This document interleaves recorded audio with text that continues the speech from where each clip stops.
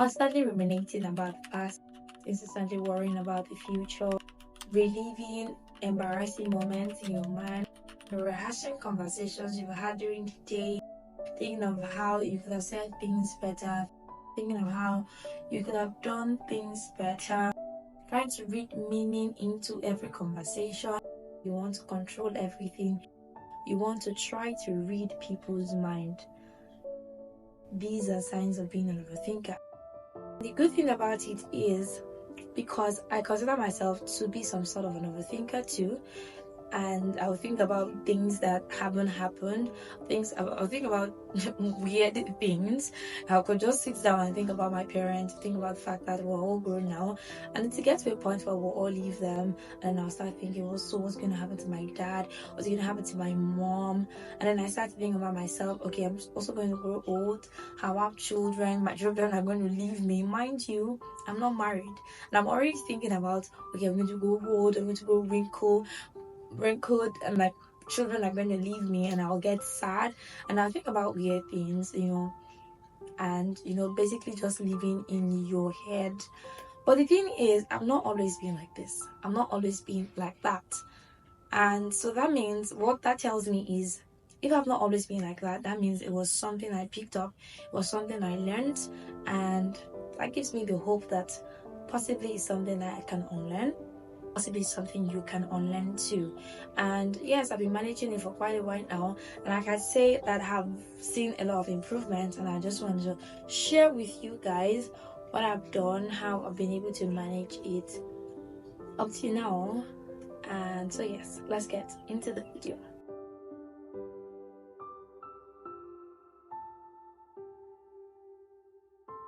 So what to do, what I've done. So the first thing is to schedule an overthinking time. Thoughts just spiral.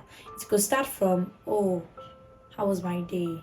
And then it went into, oh, I saw this person. See the way this person responded to me. See the way I responded back. Oh, I could have said it in a better way. I could have smiled. I could have been more friendly. I could have sat upright. I could have looked into this person's eyes. And then it just spirals down. So what I did was to have a time where I could think about things like that. So those thoughts are not allowed in my mind during the day or randomly. So anytime I catch myself overthinking when it's not overthinking time, I stop myself in tracks. Oh no, it's not time for that yet. Let's wait till it's time. So that way I was able to reduce how much I overthought in that sense. So scheduling and overthinking time, because you can't just stop overthinking just because you want to stop. Like I said, it's an habit, and habits are learned over time. So if they will be unlearned, they will also be unlearned over time. So that was one of the ways I reduced how I overthought. I'm not sure if that's the word.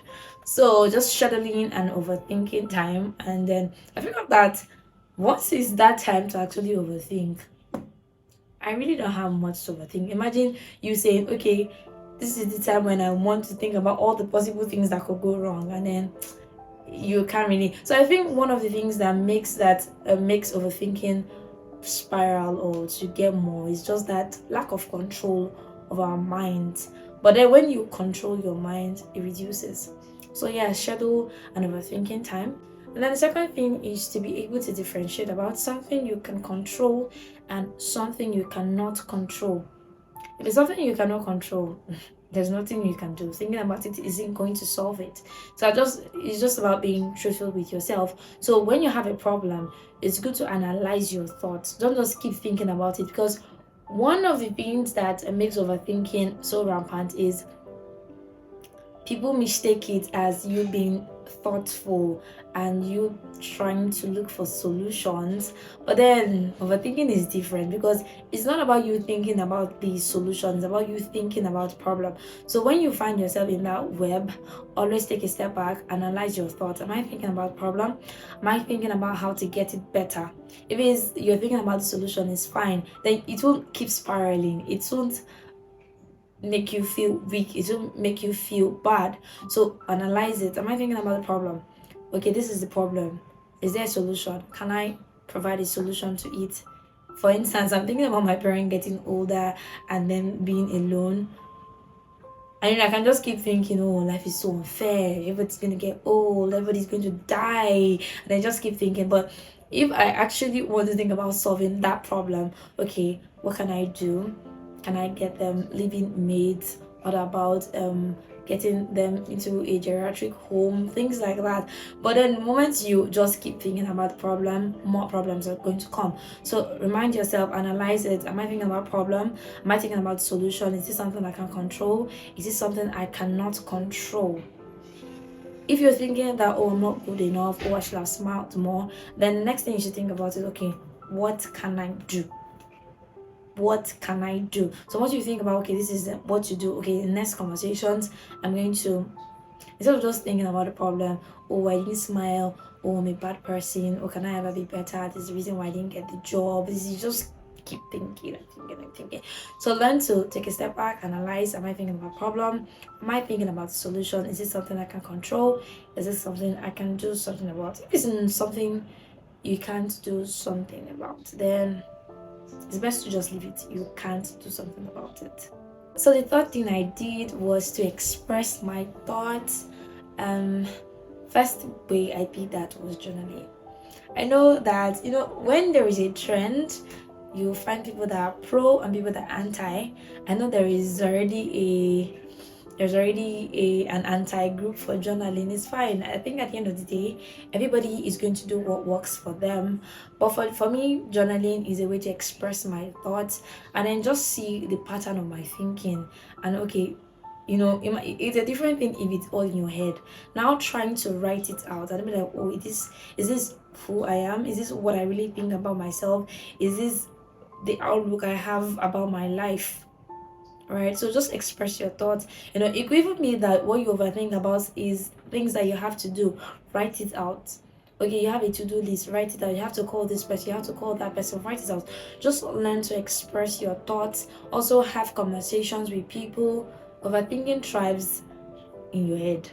Once you express those thoughts, once you express those feelings, it becomes better. So journaling, talking to people, having conversation, having better interaction with people will help relieve or will help reduce how much you overthink. The last thing is just being comfortable in being human. You're human, you're not perfect, you can't be perfect. Yes, you will work on yourself. Yes, we'll work on things, you will get better, but you're not perfect. And you can also be everybody's cup of tea. You have people that like you for who you are, you have people that do not. But all in all, you're perfect the way you are, not perfect to everybody's standards. Don't hold yourself to abnormal standards. You make mistakes, you make errors, you get over it, you get better, and life goes on. So those are things I've learned to do. Let me know in the comment section if you can relate, and also let me know things you've done to reduce how much you overthink. And yes, have a wonderful life, have a wonderful day. I'll see you in my next video.